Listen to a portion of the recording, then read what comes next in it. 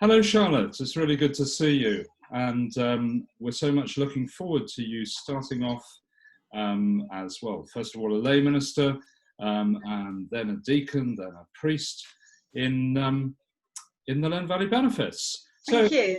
For those of us who don't know you very well, tell us a bit about yourself. Well, I grew up in the Cotswolds, in a little village just outside Cheltenham. So I'm really pleased to have been given LVB for my curacy post. It's going to be like coming home, and all the farming and just village life, really. I can't wait to get to know people. I studied music in London, and after graduating, I met my husband Phil, and we've been married for 35 years, and we have 3 adult children and 1 grandson. I taught class music and taught privately for many years before training later on. And I love to sing, I love to read, I love to meet up with my friends and have good meals together, go walking in the countryside and by the sea. And we have a dog called Twix. He's a little chihuahua. Wow. So I love taking him out. Thank you very much.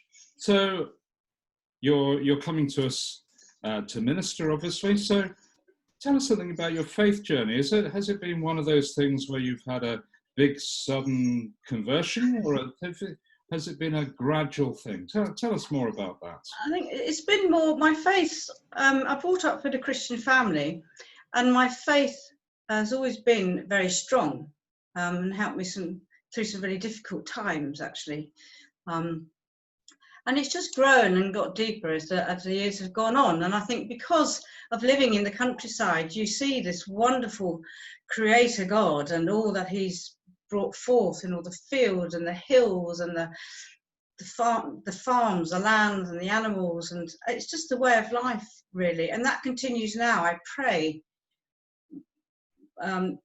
best when I'm out walking, just to giving thanks as we go along our way, and rather than being boxed up in a room. I mean, I can do that as well, but I prefer being outside because I'm a country girl at heart. So brilliant. Obviously, the lockdown is made for you. Well, it's made me study. I know that. It's made me study. So obviously now you're kind of getting very close to the end phase of being ordained. First of all, for those who are not in the Church of England, first of all, you're ordained as a deacon, then you're ordained as a priest. And because of the whole coronavirus pandemic, that's going to happen this year in September, to be ordained as a deacon. How did all that come about? Well, tell us about your story there. Well, I suppose since coming to Ashford, I've been more heavily involved with church because we had a young family when we moved. We had 2 children at the time. Jacob was a baby. So I got involved in a lot of children's ministry. And then involvement with other groups, PCC, and so on. And I decided to go on the Authorised Lay Minister course, the ALM, and I did pastoral care. But it left me wanting more. I couldn't name it, but it made me hungry, made me thirsty. So then I was exploring reader ministry. I think my vicar at the time thought I should be looking for the priesthood, and I thought, no, I don't think so. I'm going to look at readership. So I managed to do the readership course from 2011 to 2015. And on the eve of being ordained, licensed as a reader, got ordained on the brain, I had a light bulb moment almost, and it was a reading from Acts. Actually, you can ask me another time. I won't go into details now, but basically, it put bread and wine together, and from that I got priesthood, and I worked with that for a year before telling anyone, really, because was I reading into it? Is this really what God wanted for me? So finished the reader course, lived in that role, and then you know, John can identify with this. Different people say, you know, why aren't you training to be a priest?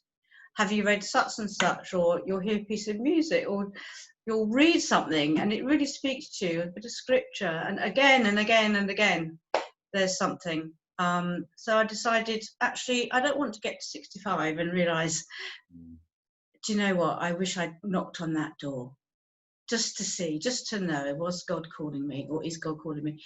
So I was very brave and contacted the director of Ordinance and said, I think God's calling me to the priesthood. And here I am, which is quite incredible, really. That's sort of 3 years after discernment. So, well, it's our privilege to be able to accompany you on the last little phase of that process, and you're very, very welcome here. You'll find here people here are very welcoming, and if they're not, I'll be having a talk with them. Well, I'm very excited to come, as you can tell.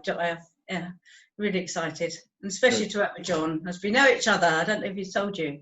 No, probably not. We when I was doing my training, there was an overlap, wasn't there? There was, for about a year. Yeah. Yeah. But neither of us are going to tell stories. Oh, I don't know. No, we're not. Okay. Well, thank you so much, and we look forward to getting to know you better. We particularly look forward to the days when this very it's become an irritating pandemic, I think. Yes. Over when we can actually, as it were, meet you in the flesh. So absolutely. thank you for sharing what you have. You're welcome.